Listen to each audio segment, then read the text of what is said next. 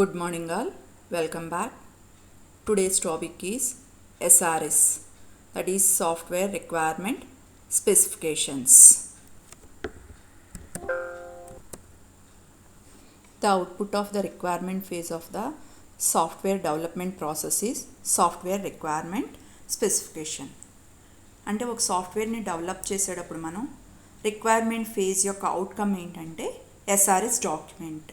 అంటే requirement phase యొక్క final stage ఏంటంటే ఎస్ఆర్ఎస్ డాక్యుమెంట్ రిక్వైర్మెంట్ ఫేజ్ నుంచి ప్రిపేర్ అవుతుంది. This document lays a foundation for software engineering activities. అంటే సాఫ్ట్వేర్ని డెవలప్ చేసేటప్పుడు మనం సెవరల్ యాక్టివిటీస్ అవుతాం. అంటే రిక్వైర్మెంట్స్ గ్యాదరింగ్, అలాగే నెక్స్ట్ డెవలప్మెంట్, టెస్టింగ్, ఇలా డిఫరెంట్ ఫేజెస్ ఉంటాయి. ఈ ఫేజెస్ అన్నిటికీ కూడా మనకి ఎస్ఆర్ఎస్ డాక్యుమెంట్ అనేది బేస్ డాక్యుమెంట్ కింద యూజ్ అవుతుంది. Software requirement specification is a document that clearly and precisely describes each of the essential requirements of the software. అంటే ఈ ఎస్ఆర్ఎస్ అనేది ఒక డాక్యుమెంట్ అన్నమాట. దీంట్లో ఈచ్ అండ్ ఎవ్రీ రిక్వైర్మెంట్ కూడా చాలా క్లియర్గా, చాలా చిన్నగా అందరికీ అర్థమయ్యే విధంగా ప్రతి రిక్వైర్మెంట్ని, అంటే కస్టమర్ తనకు ఏం కావాలనుకుంటున్నాడో ఆ సాఫ్ట్వేర్లో చెప్పిన ప్రతి రిక్వైర్మెంట్ని కూడా ఎస్ఆర్ఎస్ డాక్యుమెంట్లో చాలా క్లియర్గా మెన్షన్ చేస్తారు రిక్వైర్మెంట్ ఇంజనీర్ అనమాట. Requirement specification can be in the form of your written document, a mathematical model, a collection of graphical models and so on. ఈ రిక్వైర్మెంట్ స్పెసిఫికేషన్ డాక్యుమెంట్ అనేది రిటర్న్ ఫామ్లో అన్నా ఉండొచ్చు, గ్రాఫికల్ రిప్రజెంటేషన్ అంటే diagrammatic రిప్రజెంటేషన్లో కూడా ఉండొచ్చు, లేదంటే మ్యాథమెటికల్ ఫామ్లో కూడా ఉండొచ్చు అన్నమాట. క్యారెక్టరిస్టిక్స్ ఆఫ్ ఎస్ఆర్ఎస్ అంటే ఎస్ఆర్ఎస్ డాక్యుమెంట్ యొక్క లక్షణాలు అన్నమాట. ఏ విధంగా ఉండాలి? SRS should be accurate, complete, efficient and high quality. అంటే ఎస్ఆర్ఎస్ డాక్యుమెంట్లో చెప్పే ప్రతి రిక్వైర్మెంట్ కూడా చాలా కరెక్ట్గా ఉండాలి.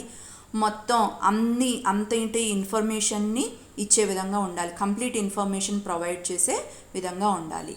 అలాగే ఎఫిషియంట్ అండ్ హై క్వాలిటీ, మంచి క్వాలిటీతో మనం ఒక ప్రాజెక్ట్ని చేసేటప్పుడు ప్రాజెక్ట్ ప్లాన్ని ఏ విధంగా డిస్టర్బ్ చేయకోకుండా, ప్రాజెక్ట్ ప్లాన్ అంటే ఒక సాఫ్ట్వేర్ని డెవలప్ చేసేటప్పుడు మనం ప్లాన్ చేసుకుంటాం, ఇంత కాస్ట్లో కంప్లీట్ అవ్వాలి, లేదంటే ఇంత టైంలో కంప్లీట్ అవ్వాలి అని చెప్పి ఒక ప్రాజెక్ట్ని మనం స్టార్ట్ చేసేటప్పుడు దాన్ని ప్లాన్ చేసుకుంటాం అనమాట. సో ఈ ఎస్ఆర్ఎస్ డాక్యుమెంట్ వలన ప్రాజెక్ట్ ప్లాన్ అనేది ఏమీ ఎఫెక్ట్ అవ్వకోకుండా ఉండగలిగే విధంగా అంత క్లియర్గా ఎస్ఆర్ఎస్ డాక్యుమెంట్ అనేది అంత కంప్లీట్ డీటెయిల్స్ని ప్రొవైడ్ చేసే విధంగా అంత కరెక్ట్గా ఎస్ఆర్ఎస్ డాక్యుమెంట్ ఉండాలి.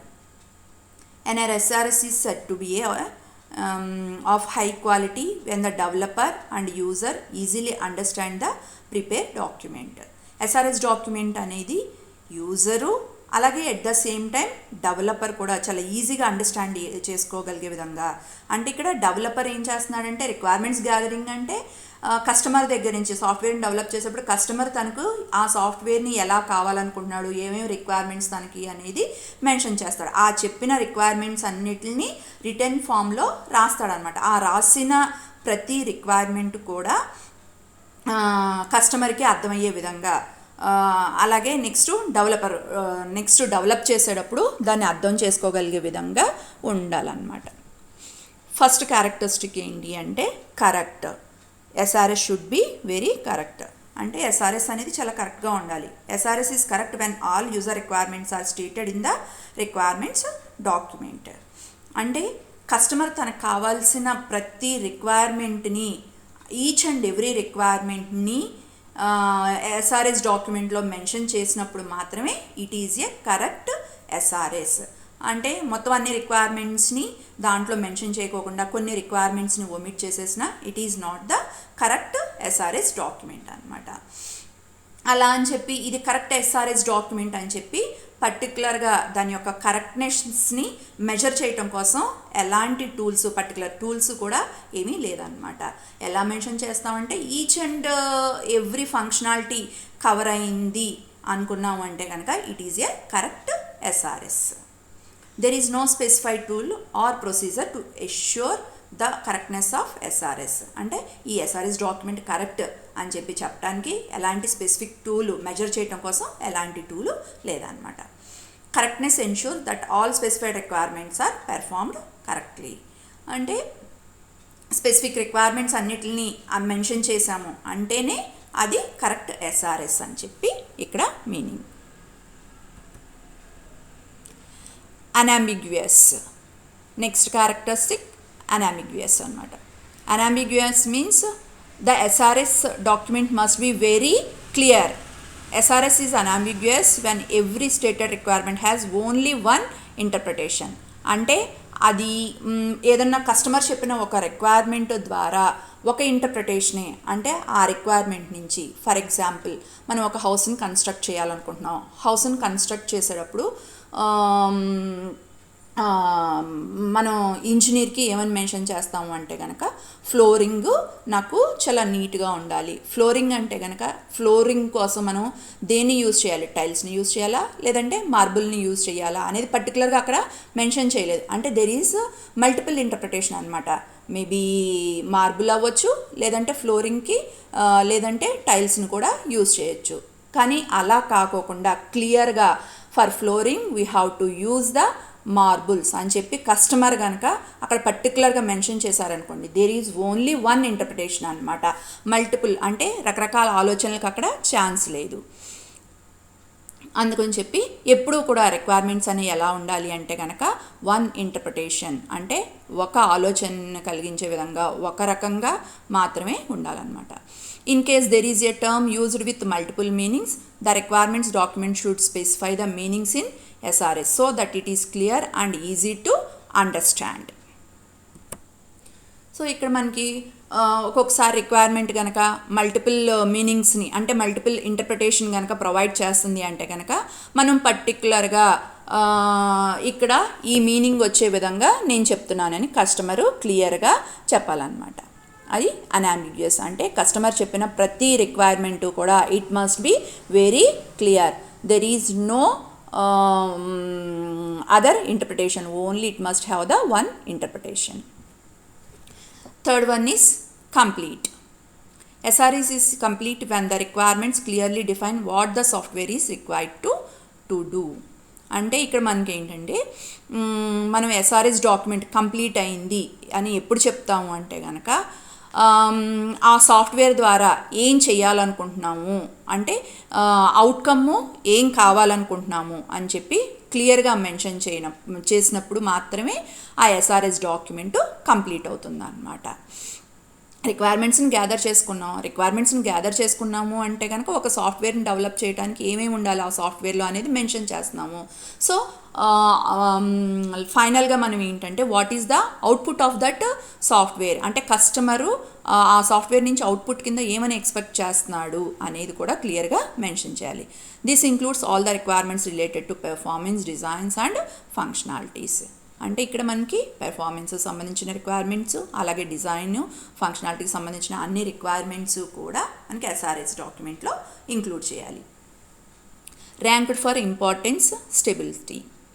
All requirements are not equally important. Hence, each requirement is identified to make differences among other requirements. అంటే ఇక్కడ అన్ని రిక్వైర్మెంట్స్ ఒకటి ఇంపార్టెన్స్ ఉండవు అనమాట. So basing on the priority మనం ప్రీవియస్ క్లాస్లో ఏం చెప్పుకున్నాం అంటే రిక్వైర్మెంట్స్ని ప్రయారిటైజ్ చేస్తారు. ప్రయారిటైజ్ అంటే హై ఇంపార్టెన్స్ ఉన్న రిక్వైర్మెంట్స్ ఏంటి, నెక్స్ట్ ఇంపార్టెన్స్ అలా ఇంపార్టెన్స్ని బేస్ చేసుకుని ఫస్ట్ ఏ ఫంక్షనాలిటీని డెవలప్ చేయాలి, దాని తర్వాత ఏ ఫంక్షనాలిటీని హై ప్రయారిటీ ఉన్న రిక్వైర్మెంట్స్ లేదంటే హై ప్రయారిటీ ఉన్న ఫంక్షనాలిటీస్ని ఫస్ట్ డెవలప్ చేయడం జరుగుతుంది అనమాట. అలా మనకి ప్రయారిటైజ్ చేసుకుని ఆ రిక్వైర్మెంట్స్ని మనం ఒకదాని తర్వాత ఒకటి రాసుకుంటున్నాం అనమాట. అంటే ఫస్ట్ ప్రయారిటీ ఉన్న రిక్వైర్మెంట్స్ ఏంటి, నెక్స్ట్ ప్రయారిటీ ఉన్న రిక్వైర్మెంట్స్ ఏంటి అనేది క్లియర్గా మెన్షన్ చేస్తాం. మోడిఫైయబుల్ means the requirements of the user can change, hence requirements document should be created in such a manner that those changes can be modified easily. అంటే requirements అనేవి మనకి ఒక్కొక్కసారి ఫిక్స్డ్గా ఉండవు అనమాట.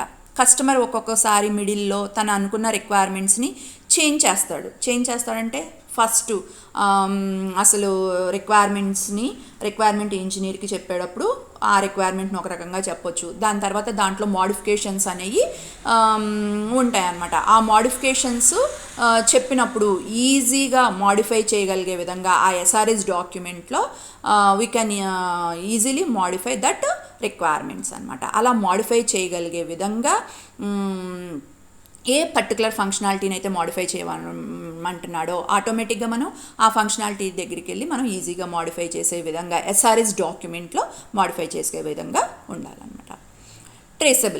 Traceable means SRS is traceable when the source of each requirement is clear and facilitates the reference of each requirement in future. అంటే traceable అంటే we can tracing back అనమాట. ఒక పర్టికులర్ ఫంక్షనాలిటీని డెవలప్ చేయమన్నప్పుడు, ఫర్ ఎగ్జాంపుల్ మనం home పేజ్ని develop చేయమన్నాం, Gmail అకౌంట్ని కనుక ఎగ్జాంపుల్ తీసుకుంటే కనుక హోమ్ పేజ్ని డెవలప్ చేయమంటున్నాం. So it is a first we are developing the home page. So it is a requirement 1. దాంట్లో we have to enter the user ID and password. అంటే యూజర్ ఐడి అనేది ఒక ఫీల్డ్, పాస్వర్డ్ అనేది ఒక ఫీల్డ్. అంటే these are mentioned as a 2.1 and 2.2. So when we want to change in the requirements of the home పేజ్లో మనం ఎప్పుడైనా changes చేయాలనుకుంటున్నాం అనుకోండి, we can trace back easily. అంటే పర్టికులర్గా ఈ హోమ్ పేజ్లో చెప్తున్నారు కాబట్టి యూజర్ ఐడిలో చేంజ్ చేయాలి అంటే కనుక 2.1లో చేంజెస్, లేదు పాస్వర్డ్లో చేంజెస్ అంటే కనుక 2.2లో చేంజెస్. ఇలా మనం we can trace back easily. అంటే ఈజీగా ఆ పర్టికులర్ రిక్వైర్మెంట్ దగ్గరికి మనం వెళ్ళగలిగే విధంగా అంత ఈజీగా ఉండాలన్నమాట ఎస్ఆర్ఎస్ డాక్యుమెంట్లో ఈచ్ అండ్ ఎవ్రీ రిక్వైర్మెంట్ కూడా. వెరిఫైయబుల్ అంటే ఎస్ఆర్ఎస్లో మనం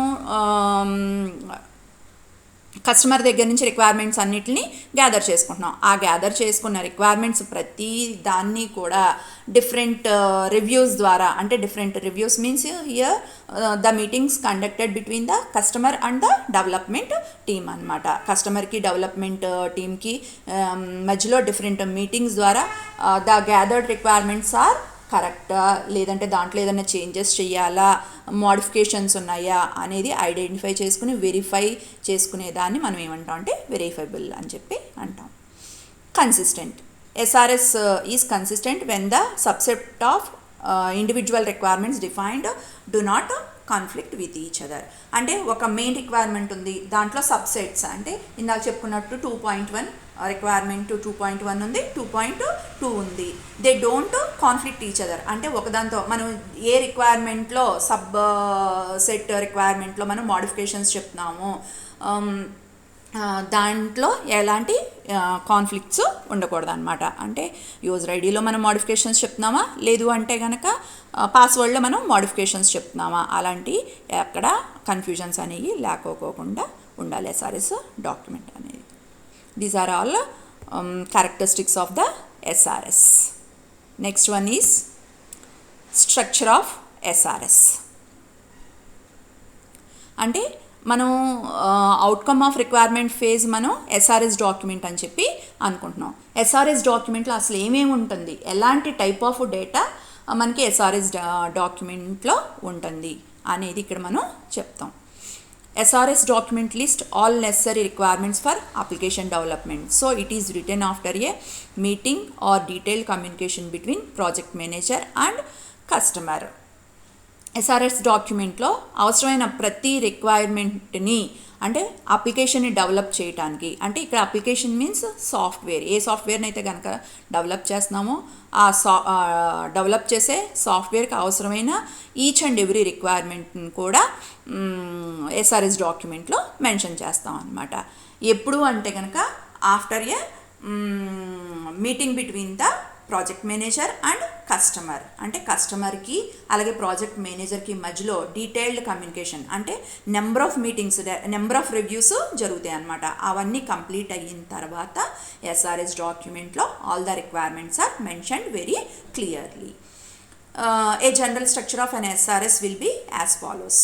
అంటే ఎస్ఆర్ఎస్ డాక్యుమెంటు అసలు స్ట్రక్చర్, దాంట్లో ఏమేమి ఫీల్డ్స్ ఉంటాయి, ఏమేమి మెన్షన్ చేస్తున్నాం, అసలు ఎస్ఆర్ఎస్ డాక్యుమెంట్ అంటున్నాం, దాంట్లో ఏమేమి ఉంటుంది అనేది ఇక్కడ చెప్తున్నాం. First introduction.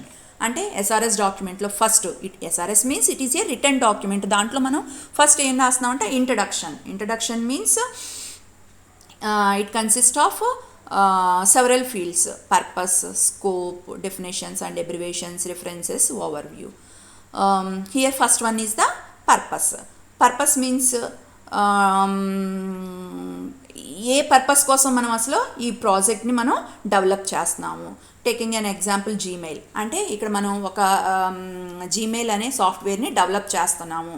నేను జీమెయిల్ అనే సాఫ్ట్వేర్ని కావాలనుకుంటున్నాను, డెవలప్ చేయించుకోవాలనుకుంటే what is the purpose of that software, అంటే అసలు నేను ఎందుకని ఆ జీమెయిల్ని డెవలప్ చేయించుకోవాలనుకుంటున్నాను, ఆ పర్పస్ని ఇక్కడ మెన్షన్ చేస్తాను. యూజువల్గా మనం జీమెయిల్ని ఎందుకని యూజ్ చేసుకుంటున్నాం? For sending and receiving the email messages world wide అనమాట. వరల్డ్ వైడ్గా మనం మెసేజెస్ని సెండ్ చేసుకోవడానికి, రిసీవ్ చేసుకోవడానికి. So in the purpose section we are mentioning the for which purpose we are developing the that software అని, అది purpose. Next one is scope means దాని యొక్క పరిమితులు ఏంటి, అంటే జీమెయిల్లో మనం ఏమేమి డెవలప్ చేయొచ్చు అనేది ఎక్కడ మెన్షన్ చేస్తామంటే స్కోప్లో మెన్షన్ చేస్తాం అన్నమాట. ఇక్కడ మనం జీమెయిల్ని ఇక్కడ మనం ఎగ్జాంపుల్ కింద తీసుకున్నాం. సో జీమెయిల్ని ఎగ్జాంపుల్ కింద తీసుకుంటే కనుక దాని యొక్క స్కోప్ అంటే ఎందుకు మనం దాన్ని జీమెయిల్ అంటే ఫర్ ఈమెయిలింగ్, చాటింగ్, అలాగే archiving our messages, conversation between the two persons, అలా మనకి ఈ పర్పసెస్ కోసం మనం ఏం చేస్తున్నాము అంటే కనుక జీమెయిల్ని యూజ్ చేసుకుంటున్నాం. It is very easy and convenient, అంటే టూ పర్సన్స్కి మధ్యలో ఈజీగా కన్వీనియంట్గా మనం మెయిల్స్ని సెండ్ చేసుకోవడానికి, రిసీవ్ చేసుకోవడానికి యూజ్ చేసుకుంటున్నాం. దీన్ని మనం ఎక్కడ మెన్షన్ చేస్తామంటే స్కోప్లో మెన్షన్ చేస్తాం. Next one is definitions and abbreviations, అంటే ఆ సాఫ్ట్వేర్ని డెవలప్ చేసేటప్పుడు కస్టమర్కి అలాగే డెవలపర్కి మధ్యలో సెవరల్ మీటింగ్స్ జరుగుతాయి. మనం డిఫరెంట్ వర్డ్స్ని యూజ్ చేస్తాం. ఫర్ ఎగ్జాంపుల్ మనం ఇక్కడ సెంట్ మెయిల్ అంటున్నాము, అలాగే స్టార్డ్ అంటాము, డ్రాఫ్ట్స్ అంటాము, ఇన్బాక్స్ అంటాము.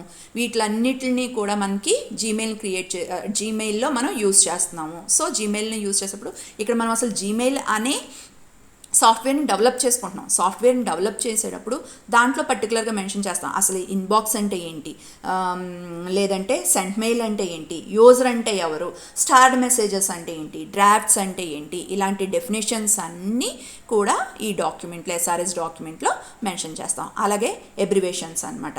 ఎస్ఆర్ఎస్ అంటే software requirement specifications, project plan అంటున్నాం, పీపీ అంటే ఏంటి, ఇలా షార్ట్కట్ ఫామ్స్ ఏంటి, ఏమేమి యూజ్ చేసుకుంటున్నాం మనం ప్రాజెక్ట్ని డెవలప్ చేసేటప్పుడు, అలాగే వాటి యొక్క ఫుల్ ఫామ్స్ ఏంటి, అబ్రివేషన్స్ ఏంటి అనేది కూడా ఇక్కడ మెన్షన్ చేస్తాం. అలాగే నెక్స్ట్ వన్ ఈజ్ రిఫరెన్సెస్, అంటే ఏ బుక్స్ని లేదంటే ఏ వెబ్సైట్ని రెఫరెన్స్ కింద యూజ్ చేసుకుని మనం దీన్ని డెవలప్ చేస్తున్నాము అనేది రిఫరెన్స్లో ఉంటుంది. అలాగే నెక్స్ట్ వన్ ఈజ్ ఓవర్వ్యూ అనమాట. ఓవర్వ్యూ అంటే ఏంటంటే ఎస్ఆర్ఎస్ డాక్యుమెంట్లో ప్రతి రిక్వైర్మెంట్ని మెన్షన్ చేస్తారని చెప్తున్నాం. ఇక్కడ మనం ఎక్కడ మెన్షన్ చేస్తామంటే ఓవర్వ్యూలో each and every functional requirement and non functional requirements are specified అనమాట. అంటే ఓవర్వ్యూలో మనకి ప్రతి రిక్వైర్మెంట్ని మనం మెన్షన్ చేస్తాం.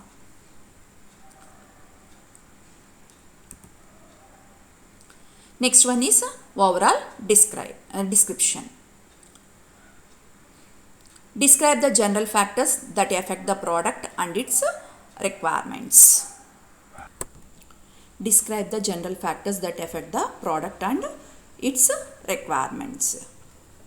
అంటే ఓవరాల్ డిస్క్రిప్షన్లో ప్రోడక్ట్ అంటే ఏంటంటే మనం డెవలప్ చేసే సాఫ్ట్వేరు, ఆ సాఫ్ట్వేర్కి అవసరమైన రిక్వైర్మెంట్స్ని ఎఫెక్ట్ చేసే ఫ్యాక్టర్స్ ఏంటి అనేది ఇక్కడ మనం ఓవరాల్ డిస్క్రిప్షన్లో చెప్తాం. It should also made clear that this section does not state specific requirement. It only make those requirements easier to understand. అంటే ఇక్కడ ఓవరాల్ డిస్క్రిప్షన్లో మనం స్పెసిఫిక్ రిక్వైర్మెంట్స్ని ఏమి మెన్షన్ చేయమన్నమాట. ఓన్లీ జనరల్ రిక్వైర్మెంట్స్ని మాత్రమే మనం ఇక్కడ మెన్షన్ చేస్తాం. అవి చాలా ఈజీగా అండర్స్టాండ్ చేసుకునే విధంగా ఉండాలి.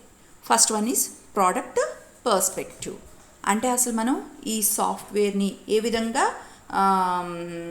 చూడాలనుకుంటున్నాము అంటే మనం జీమెయిల్ అకౌంట్ని కనుక మనం ఎగ్జాంపుల్ కింద తీసుకుంటే Gmail website can be accessed by any one అంటే ఎవరైనా దాన్ని యాక్సెస్ చేసుకోవచ్చు, ఏ టైంలో అయినా యాక్సెస్ చేసుకోగలిగే విధంగా ఏ సిస్టమ్ నుంచి అయినా ఇంటర్నెట్ కనెక్షన్ ఉంటే కనుక ఏ సిస్టమ్ నుంచి ఎవరైనా ఏ టైంలో అయినా కానీ ఒక user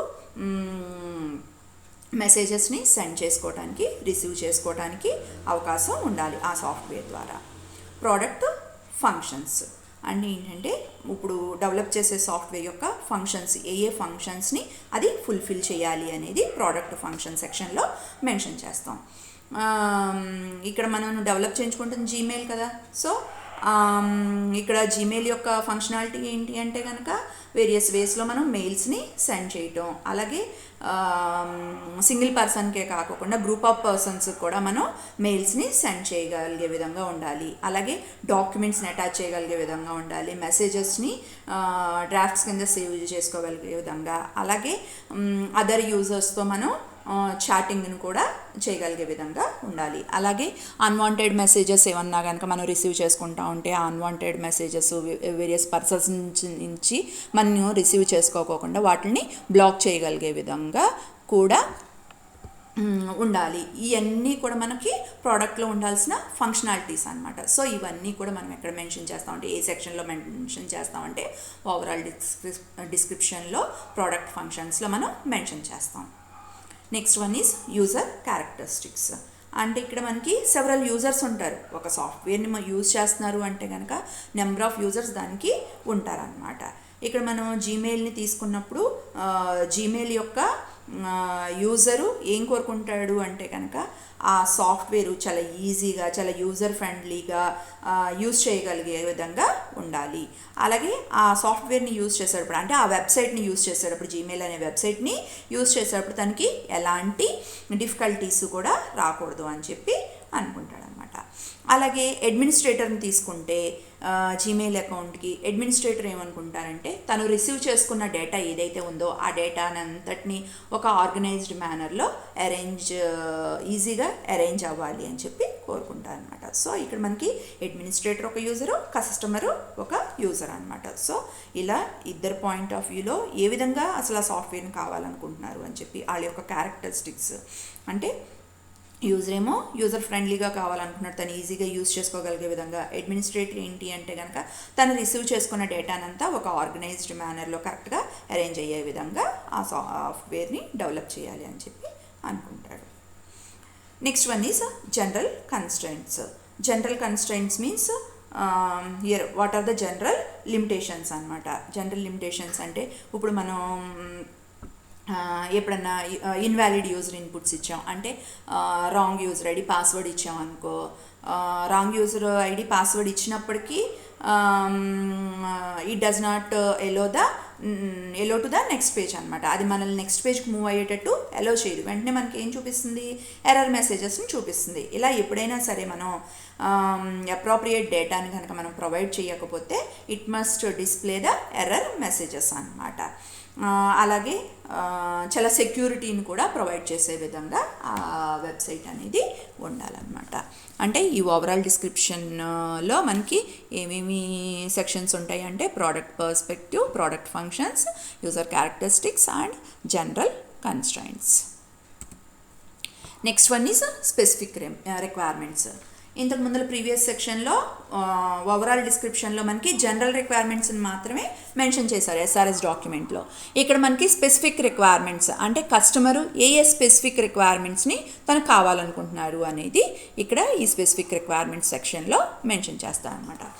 Give the detailed requirements that are used to guide the project software design, implementation and testing. అంటే సాఫ్ట్వేర్ని డెవలప్ చేసేటప్పుడు డిజైన్ ఫేజ్లో కానీ ఇంప్లిమెంటేషన్ టెస్టింగ్ ఫేజ్లో గైడ్ చేసే విధంగా డీటెయిల్డ్ రిక్వైర్మెంట్స్ని ప్రొవైడ్ చేస్తాం. స్పెసిఫిక్ రిక్వైర్మెంట్స్ని ఇక్కడ ప్రొవైడ్ చేస్తాం అనమాట ఈ సెక్షన్లో.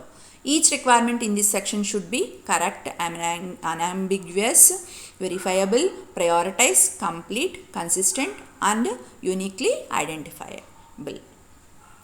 అంటే ప్రతి రిక్వైర్మెంటు కూడా చాలా క్లియర్గా చాలా కరెక్ట్గా ఎలాంటి కన్ఫ్యూజన్స్ లేకోకుండా వెరిఫైయబుల్ అంటే ఈ రిక్వైర్మెంటు కరెక్టే, డిఫరెంట్ మీటింగ్స్ వలన ఈ రిక్వైర్మెంట్ ఉండొచ్చు అనేది ఫైనలైజ్ చేసిన రిక్వైర్మెంటు, ప్రయారిటైజ్ అంటే ఏ రిక్వైర్మెంట్ని ఫస్ట్ డెవలప్ చేయాలి, అలాగే మొత్తం కంప్లీట్గా అన్ని రిక్వైర్మెంట్స్ వచ్చినాయా లేదా అనేది ఎస్ఆర్ఎస్ డాక్యుమెంట్లో ఈ సెక్షన్లో మెన్షన్ చేస్తాం. Attention should be paid to carefully organize the requirements presented in this section so that they may be easily accessed and understood. So మనం ఇక్కడ అటెన్షన్ పే చేస్తాం. ఎందుకు అంటే కనుక కేర్ఫుల్గా రిక్వైర్మెంట్స్ మనం గ్యాదర్ చేసుకున్న రిక్వైర్మెంట్ని ఒక పర్టికులర్ మేనర్లో ఆర్గనైజ్ చేసుకోవడానికి, పర్టికులర్ మేనర్లో అరేంజ్ చేసుకోవడం కోసం, ఈజీగా యాక్సెస్ చేసుకోవడం కోసం కూడా అటెన్షన్ని పే చేస్తాం. First one is external interface requirements. External interface requirements అంటే ఇక్కడ ఏంటి అంటే యూజర్ ఇంటర్ఫేస్ ఏ విధంగా ఉండాలి, అలాగే సాఫ్ట్వేర్ ఇంటర్ఫేస్ అంటే మనం ఈ అప్లికేషన్ ఈ సాఫ్ట్వేర్ని డెవలప్ చేసేటప్పుడు ఏ ఏ సాఫ్ట్వేర్స్ మనం అవసరం, ఏ ఏ సాఫ్ట్వేర్స్ అంటే కనుక మనం ఇక్కడ జీమెయిల్ని యాక్సెస్ చేసుకోవాలంటే వెబ్ బ్రౌజరు, ఏ వెబ్ బ్రౌజర్ని యూజ్ చేసుకుంటే కనుక మనం జీమెయిల్ని యాక్సెస్ చేసుకుంటాం. అలాగే ఈ వెబ్సైట్ని డెవలప్ చేయడానికి, జీమెయిల్ అనే వెబ్సైట్ని డెవలప్ చేయడానికి ఏ ఏ లాంగ్వేజెస్ని, ఏ ఏ సాఫ్ట్వేర్స్ని, HTML యూజ్ చేసుకుంటాం, జావా స్క్రిప్ట్, XMLని యూజ్ చేసుకుంటాం, ఏ ఏ సాఫ్ట్వేర్స్ని యూజ్ చేసుకుంటాం, అలాగే ఏ డేటాబేస్ని యూజ్ చేశాడు. అలాగే హార్డ్వేర్ ఇంటర్ఫేస్ అంటే కనుక హార్డ్ డిస్క్ కెపాసిటీ ఎంత ఉండాలి, మనం దీన్ని ఈ సాఫ్ట్వేర్ని యూజ్ చేసుకోవాలంటే దాని యొక్క మన కంప్యూటర్ యొక్క సిస్టమ్ యొక్క హార్డ్వేర్ కెపాసిటీ ఎంత ఉండాలి, ర్యామ్ కెపాసిటీ ఎంత ఉండాలి, ఇలా హార్డ్వేర్ స్పెసిఫికేషన్స్ అన్నిటిని ప్రొవైడ్ చేయాలి. అలాగే యూజర్ ఇంటర్ఫేస్ అంటే ఏంటంటే ఈ యూజర్ ఈజీగా అండర్స్టాండ్ చేసుకునే విధంగా మనకి ఇంటర్ఫేస్ అనేది క్రియేట్ చేసి ఉండాలన్నమాట. సో ఇలాంటివన్నీ కూడా ఎక్కడ మెన్షన్ చేస్తారంటే ఎక్స్టర్నల్ ఇంటర్ఫేస్ రిక్వైర్మెంట్స్లో మెన్షన్ చేస్తాడు. Next one is functional requirements అంటే ఏంటి అంటే కనుక మనం జీమెయిల్ అనే వెబ్సైట్ని క్రియేట్ చేసుకునేప్పుడు సెవరల్ రిక్వైర్మెంట్స్ కస్టమరు డెవలపర్కి ఇస్తున్నారు అనమాట. అంటే తన సాఫ్ట్వేర్లో ఏమేమి ఉండాలి అనేది మెన్షన్ చేస్తున్నాడు. So they are given the numbering. అంటే రిక్వైర్మెంట్ 1 ఫస్ట్ జీమెయిల్ అకౌంట్ని క్రియేట్ చేసేటప్పుడు ఫస్ట్ ఏం చేస్తాం, మనం యూఆర్ఎల్ యొక్క అడ్రస్ని అక్కడ ఎంటర్ చేస్తాం. సో ఇది రిక్వైర్మెంట్ 1. సో మనం యూఆర్ఎల్ అడ్రస్ని ఎంటర్ చేయగానే మనకి ఏం చేయాలంటే it will be directed to the home page. అంటే ఎక్కడికి మూవ్ అవ్వాలి, హోమ్ పేజ్కి మనకి మూవ్ అవ్వాలి.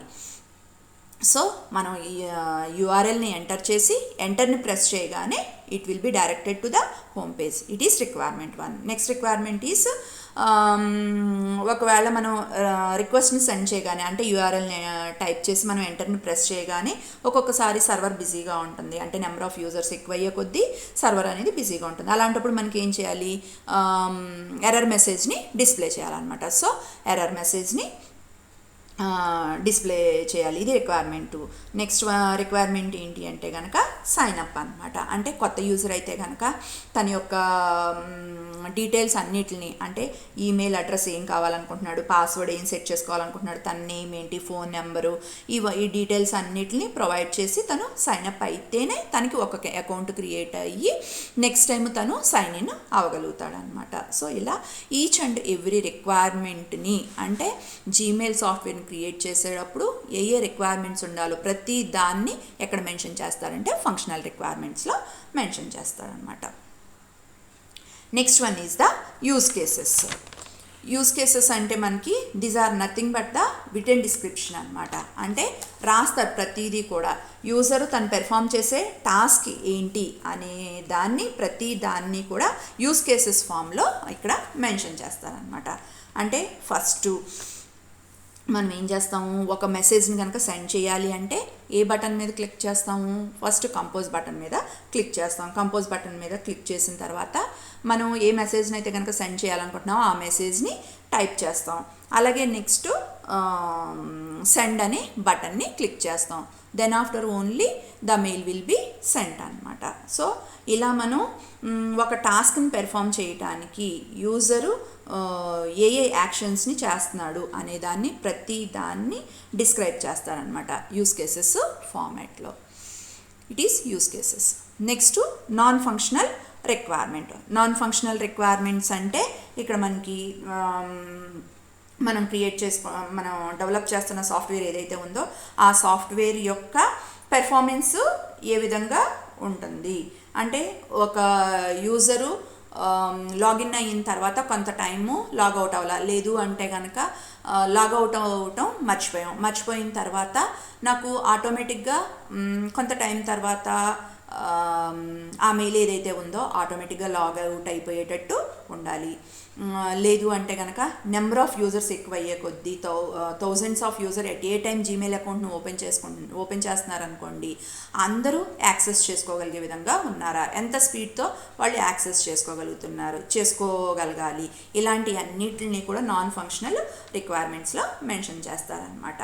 అలాగే నెంబర్ ఆఫ్ యూజర్స్ వాళ్ళ అకౌంట్స్ని క్రియేట్ చేసుకుంటున్నారు, దానికి సంబంధించిన డేటా అంతా కరెక్ట్గా స్టోర్ అవుతుందా లేదా, ఎలా స్టోర్ అవ్వాలి, ఏ వేలో స్టోర్ అవ్వాలి అనేది కూడా ఇక్కడ నాన్ ఫంక్షనల్ రిక్వైర్మెంట్స్లో మెన్షన్ చేస్తాం అనమాట. Next one is analysis model. Analysis model is used in developing specific requirements previously given in this SRS. అంటే ఈ అనాలిసిస్ మోడల్ అనేది ఎందుకని యూజ్ చేసుకుంటున్నాము అంటే కనుక, మనం జనరల్ రిక్వైర్మెంట్స్ ఉన్నాయి, స్పెసిఫిక్ రిక్వైర్మెంట్స్ ఉన్నాయి అన్నమాట. సో స్పెసిఫిక్ రిక్వైర్మెంట్స్ని డెవలప్ చేయటం కోసం మనం అంటే స్పెసిఫిక్ రిక్వైర్మెంట్స్ అంటే ఫంక్షనల్ రిక్వైర్మెంట్స్ చెప్పాము, నాన్ ఫంక్షనల్ రిక్వైర్మెంట్స్ చెప్పాము, యూజ్ కేసెస్ వీటన్నిటిని కూడా మనం అక్కడ మెన్షన్ చేసాం. సో ఈ అనాలిసిస్ మోడల్ అనే దాన్ని యూజ్ చేసుకుని మనం ఏంటి అంటే కనుక స్పెసిఫిక్ రిక్వైర్మెంట్స్ని డెవలప్ చేయడం కోసం యూజ్ చేస్తాం. Each model should include an introduction and narrative description. అంటే అనాలిసిస్ మోడల్లో ప్రతిదీ కూడా ఇవన్నీ కూడా మనకి అనాలిసిస్ మోడల్లో ప్రతిదీ డయాగ్రమెటిక్ రిప్రజెంటేషన్లో ఉంటుంది అన్నమాట. సో మనం ఈజీగా అండర్స్టాండ్ చేయగలిగే విధంగా మనం ఏ ఫంక్షనాలిటీస్ ఉన్నాయి, దేని తర్వాత ఏ ఫంక్షన్ని మనం కంప్లీట్ చేయాలి, ఏ ఫంక్షన్ని మనం అక్కడ డెవలప్ చేయాలి, మనం డెవలప్ చేస్తున్న functionality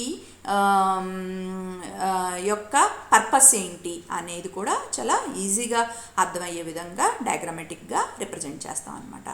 ఫర్దర్మోర్ each model should be traceable the SRS requirement. First one is the sequence diagrams. Sequence diagrams means it shows the event sequence. అంటే మనం ఏ ఈవెంట్స్ని అంటే ఏ యాక్షన్స్ని అక్కడ పెర్ఫామ్ చేస్తున్నాము అనేది ప్రతి దాన్ని డయాగ్రమెటిక్ ఫామ్లో రిప్రజెంట్ చేసేదాన్ని మనం ఏమంటాం అంటే సీక్వెన్స్ డయాగ్రామ్ అని చెప్పి అంటాం. ఫస్ట్ మనం లాగిన్ అవ్వాలి అంటే ఫస్ట్ యూఆర్ఎల్ అడ్రస్ని ఎంటర్ చేస్తాము. ఎంటర్ చేసిన తర్వాత మనకి లాగిన్ పేజ్ని డిస్ప్లే చేస్తుంది. అంటే ఫస్ట్ ఇక్కడ మనం పెర్ఫామ్ చేసే ఈవెంట్ ఏంటి అంటే కనుక ఎంటరింగ్ ద యూఆర్ఎల్ అడ్రస్, అంటే యూఆర్ఎల్ అడ్రస్ని ఎంటర్ చేస్తున్నాం. అలాగే యూఆర్ఎల్ అడ్రస్ని ఎంటర్ని ప్రెస్ చేయగానే నెక్స్ట్ మనం ఎక్కడికి వెళ్తున్నాము అంటే కనుక లాగిన్ పేజ్ని డిస్ప్లే చేస్తుంది. అలాగే నెక్స్ట్ లాగిన్ పేజ్ లాగిన్ డీటెయిల్స్ని ఎంటర్ చేయగానే మనం వ్యాలిడ్ యూజర్ అయితే కనుక it will open the Gmail account. ఇలా సీక్వెన్స్ అంటే ఆర్డర్, దేని తర్వాత ఏ ఈవెంట్ పెర్ఫామ్ అవుతుంది అనేది ఆర్డర్ డిస్ప్లే చేసేదాన్ని మనం ఇక్కడ సీక్వెన్స్ డయాగ్రామ్స్ అని చెప్పి అంటాం.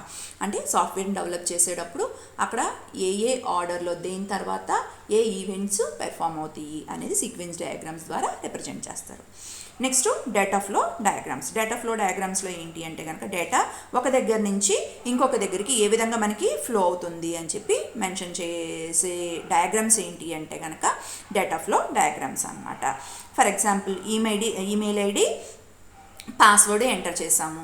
ఈమెయిల్ ఐడి పాస్వర్డ్ ఎంటర్ చేసినప్పుడు మనకి అదేం చేస్తుంది, డైరెక్ట్గా మనకి ఓపెన్ అయిపోదు. ఏం చేస్తుంది అంటే కనుక డేటాబేస్లో ఆ యూజర్ ఐడి పాస్వర్డ్, మనం ఎంటర్ చేసిన యూజర్ ఐడి పాస్వర్డ్ ఉందా లేదా అని చెప్పి చెక్ చేసుకుంటుంది అనమాట.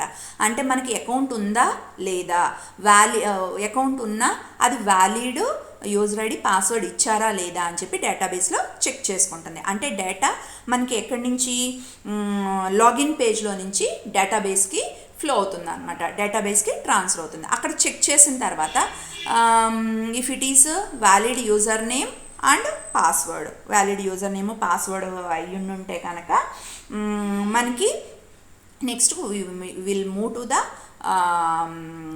లాగిన్ పేజ్ అనమాట. అంటే జీమెయిల్ అకౌంట్కి మనం లాగిన్ అవుతున్నాం, అక్కడి నుంచి మనం లాగిన్ పేజ్కి వెళ్తున్నాం. సో ఈ విధంగా ఒక దగ్గర నుంచి ఇంకొక దగ్గరికి డేటా ఏ విధంగా ఫ్లో అవుతుంది అని చెప్పి డేటా ఫ్లో డయాగ్రామ్స్లో రిప్రజెంట్ చేస్తారనమాట. అలాగే state transition diagrams. State transition అంటే ఒక స్టేట్ నుంచి ఇంకొక స్టేట్కి ఏ విధంగా మారుతుంది. ఫర్ ఎగ్జాంపుల్ నేను ఒక స్టేట్ నుంచి ఇక్కడికి ఇంకొక స్టేట్కి చేంజ్ అవ్వటం ఏంటి అంటే కనుక నేను యూఆర్ఎల్ అడ్రస్ని ఎంటర్ చేశాను.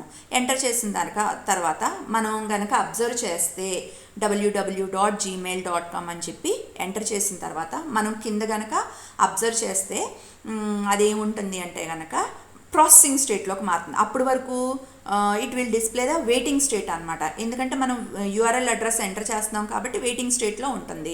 దాని తర్వాత ఆటోమేటిక్గా అడ్రస్ ఎంటర్ చేయగానే మనకి అది ఏ స్టేట్లోకి చేంజ్ అవుతుందంటే ప్రాసెసింగ్ స్టేట్లోకి చేంజ్ అవుతుంది. అలా మనకి ఒక స్టేట్లో నుంచి ఇంకొక స్టేట్లోకి అప్లికేషను చేంజ్ అవుతూ ఉంటుంది అనమాట. సో అలా ఏ స్టేట్లోకి అది చేంజ్ అవుతుంది అని చెప్పి రిప్రజెంట్ చేయడం కోసం మనం స్టేట్ ట్రాన్సిషన్ డయాగ్రామ్స్ని యూజ్ చేసుకుంటాం అనమాట. సో అనాలిసిస్ మోడల్లో ప్రతిదీ స్పెసిఫిక్ రిక్వైర్మెంట్స్ ఏవైతే ఉన్నాయో ప్రతి దాన్ని మనం డయాగ్రమెటిక్లో ఫార్మాట్లో రిప్రజెంట్ చేస్తాం అనమాట. అంటే పెర్ఫామ్ చేసే అప్లికేషన్ మీద ఏ ఈవెంట్స్ని పెర్ఫామ్ చేయడానికి ఛాన్సెస్ ఉన్నాయి, అలాగే డేటా ఒక దగ్గర నుంచి ఇంకొక దగ్గరికి ఏ విధంగా ఫ్లో అవుతుంది, ఏ స్టేట్ నుంచి ఏ స్టేట్కి చేంజ్ అవుతుంది అనేది దీంట్లో రిప్రజెంట్ చేస్తాం అనమాట.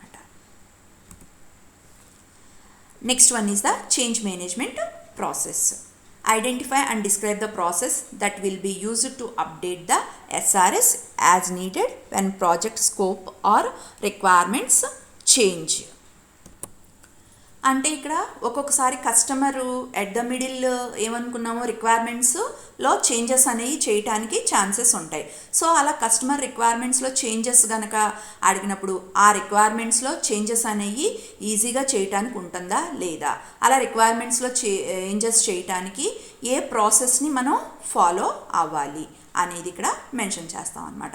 అలాగే ఎవరు చెప్తే కనుక ఆ రిక్వైర్మెంట్లో చేంజెస్ అనేవి చేయొచ్చు, అలాగే ఎవరు ఈ చేంజెస్ని అప్రూవ్ చేస్తారు అనేది ఇక్కడ మెన్షన్ చేస్తాం. Last one is the appendices. Appendices means provide additional information అనమాట. అంటే మనం ఎస్ఆర్ఎస్ డాక్యుమెంట్లో రిక్వైర్మెంట్స్ అన్నిటిని మెన్షన్ చేస్తున్నాము. ఇప్పటి వరకు చెప్పినది కాకోకుండా అపెండిసిస్లో ఏంటి అంటే కనుక ఆ సాఫ్ట్వేర్ని డెవలప్ చేయడానికి అవసరమైన ఎడిషనల్ రిక్వైర్మెంట్ ఏదైతే ఉందో ఆ రిక్వైర్మెంట్ అన్నిటిని కూడా ఎక్కడ మెన్షన్ చేస్తారు, ఆ ఎడిషనల్ ఇన్ఫర్మేషన్ ఏదైతే ఉందో ఆ ఇన్ఫర్మేషన్ మొత్తాన్ని కూడా ఇక్కడ అపెండిసిస్లో మెన్షన్ చేస్తారనమాట. If present, the SRS should explicitly state whether the information contained within an appendix is to be considered as a part of SRS overall set of requirements. Example appendices could include conceptual documents for the software project, marketing materials, minutes of meetings with the customer, etc. ఇక్కడ మనకి additional information అంటే కనుక minutes of meeting, ఆ మీటింగ్లో మనకి ఏం జరిగింది, ఎందుకోసం ఆ మీటింగ్స్ని కండక్ట్ చేసుకున్నాం కస్టమర్తో, ఇవన్నిటిని కూడా మనం అపెండిసిస్లో మెన్షన్ చేస్తాం అనమాట. అలాగే ఇంకా ఓన్లీ ఎస్ఆర్ఎస్ డాక్యుమెంటే కాకుండా సెవరల్ డాక్యుమెంట్స్ని మనం ఒక సాఫ్ట్వేర్ని డెవలప్ చేసేటప్పుడు ప్రిపేర్ చేసుకుంటాం అనమాట. ఏ డాక్యుమెంట్స్ని ప్రిపేర్ చేసామో ఆ డాక్యుమెంట్స్లో ఏమేమి డేటా ఉంది, ఆ డాక్యుమెంట్స్ ద్వారా ఏ డేటాని ఆ సాఫ్ట్వేర్ని డెవలప్ చేయడానికి అవసరమైన డేటాని మనం కలెక్ట్ చేసుకున్నాము అనేది కూడా ఈ అపెండిసిస్లో మెన్షన్ చేస్తాం అనమాట. So this is the overall structure of the SRS. So మనకి ఎస్ఆర్ఎస్ డాక్యుమెంట్లో వీటిలన్నిటిని గురించి కూడా ఒక సాఫ్ట్వేర్ని డెవలప్ చేయడానికి అవసరమైన డేటా మొత్తాన్ని కలెక్ట్ చేసుకుని వీటిలన్నిటిని డాక్యుమెంటేషన్ చేసుకుని ఎస్ఆర్ఎస్ డాక్యుమెంట్లో ఉంచుతాం అనమాట. This is the SRS. Thank you.